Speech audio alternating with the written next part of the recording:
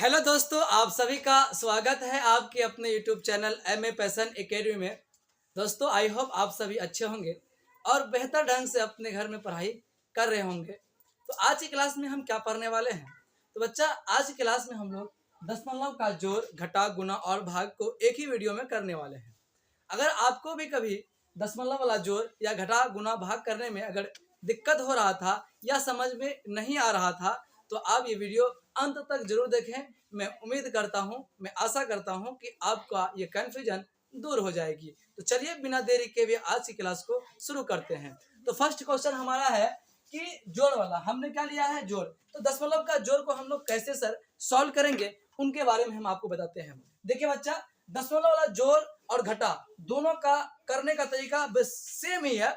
बस करना क्या है वो देखिए हमारे पास क्या है, 3.2 3.2 प्लस 8.43। ठीक है, तो इसमें क्या करना है, जो दशमलव के इधर लिखा हुआ है, पहले लिखा हुआ है, उसको हम लोग पहले लिख देंगे। और एक बात का ध्यान रखना है कि दशमलव हमेशा और हमेशा सीध में होना चाहिए, सीधा में होना चाहिए। इधर 4 और इधर 3 लिख दीजिए। ठीक है, इस तरह लिखने का क्या है, एक फॉर्मेट में है। अगर आप इस फॉर्मेट में लिखते हैं तो जनरली जैसे हम लोग जोड़ करते हैं ना, वैसे ही जोड़ करना है, बस आपका आंसर हो जाएगा बिल्कुल सही। ठीक है, तो करते हैं सर, इसको जोड़ना है तो 3 है, 4 2 6। अब दशमलव के इधर वाला को हम लोग जोड़ लिए हैं, अब दशमलव है तो दशमलव दे देते हैं, 8 3 11। ये हो गया हमारा क्या, भिन्न का जोड़। क्या हो गया, भिन्न का जोड़। तो इसका आंसर क्या हो जाएगा, 11.63 6 3 है। ठीक है, चलिए एक क्वेश्चन और लेते हैं ताकि आपको बेहतर ढंग से समझ में आए। फॉर एग्जाम्पल हम एक क्वेश्चन लेते हैं, 3.6 प्लस 4.23 प्लस 6.12। ठीक, ये हमारा क्या है, सवाल है।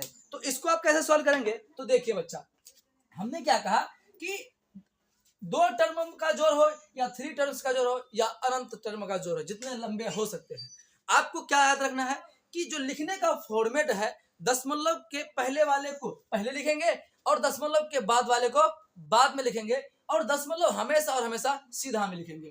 देखिए 3.6 लिख दिया, 4.23 लिख दिया और 6.12 लिख दिया। ठीक है, इसको जोड़ना है तो जोड़ लीजिए, सिंपल। 3 2 5 6 2 8 1 9 4 3 7 6 13। तो ये आपका क्या हो गया, आंसर हो गया। ऐसा आई होप आपको जोड़ अब तो बनाने आ गया होगा। तो चलिए अब घटा का देखते हैं, घटा का क्या नियम है।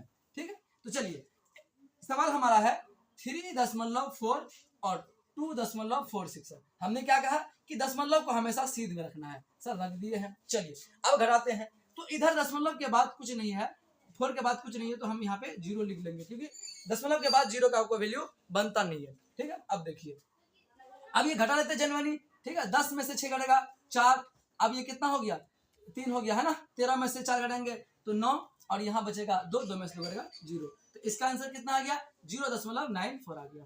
ठीक है, तो बस सिंपल जिस तरह घटाते हैं हम लोग उससे घटा लेंगे। बस ये है कि आपको लिखने का फॉर्मेट पता होना चाहिए, लिखते कैसे हैं। अगर फॉर्मेट जिस दिन आप सही से लिखना स्टार्ट कर देंगे, आप समझिए आपको भी दशमलव का जोड़ और घटा आ गया। तो आई होप आपको दशमलव का जोड़ और घटा आ गया होगा।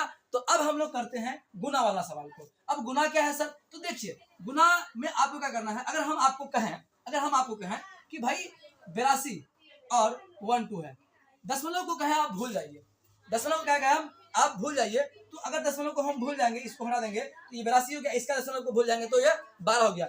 इसको क्या करना है, आपस में हम लोग गुना कर लेते हैं। तो गुना कीजिए, 2 दूने 4, 8 दूने 16, 2 1 कम 2 8 1 कम 8, इसको जोड़ कर लेते हैं। ये तो आपको आती होगी, आई होप आपको ये सब आती है ना। 6 2 8 8 1 9 कर लिया। ठीक है सर, अब इसमें ट्विस्ट क्या है, अब तो गुना कर लिए, हाँ सर ये गुना हो गया 984। ठीक, अब इसमें ट्विस्ट क्या है कि अब देखिए दशमलव के बाद, इस दशमलव के बाद कितने डिजिट हैं, एक है, एक इधर भी है, तो एक और एक कितना हो गया, 2 हो गया।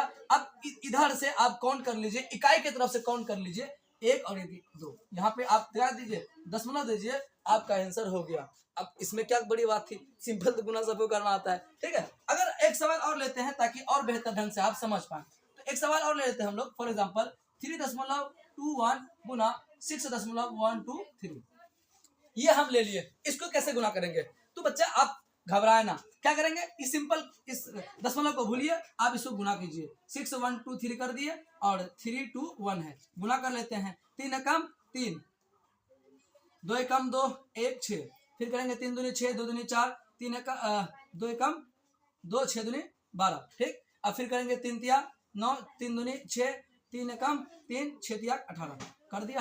देखिए जोड़िए, 3 6 2 8 9 4 13, 13 1 14, 6 2 8 8 8 6 14, 14 1 15, 3 2 5 1 6, 8 1 9 और ये आ गया, ठीक है। कर लिए, तो सिंपल हम लोग क्या कर लिए, इसको गुना कर लिए, ठीक है।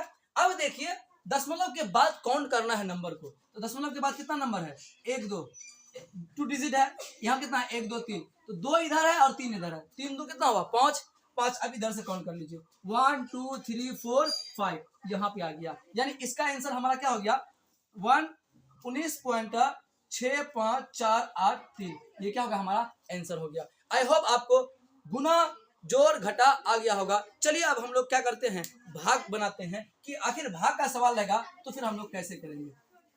अगर भाग को कैसे सॉल्व करते हैं, अब देखिए, अब यहाँ पे देखिए कि दशमलव जो है, ये दशमलव के बाद भी एक डिजिट है, इसका भी दशमलव के बाद एक डिजिट है, तो कोई फर्क नहीं पड़ेगा। सीधे आप क्या कर दीजिए, इसका दशमलव को हटाइए, इसका भी हटा देते हैं, तो ये कैसा लिख सकते हैं, ये 32/12 हो गया, ठीक है। अब इसको जहां कटेगा काट दीजिए, 16 दूनी किसी 4 से तो कट जाएगा भाई, 4 से डायरेक्ट काट देते हैं, तो ये 32 है, यहाँ पे क्या है 12 है, तो काट दीजिए, 4 8 32 और 4 तिया 12, ये कितना हो गया 8/3।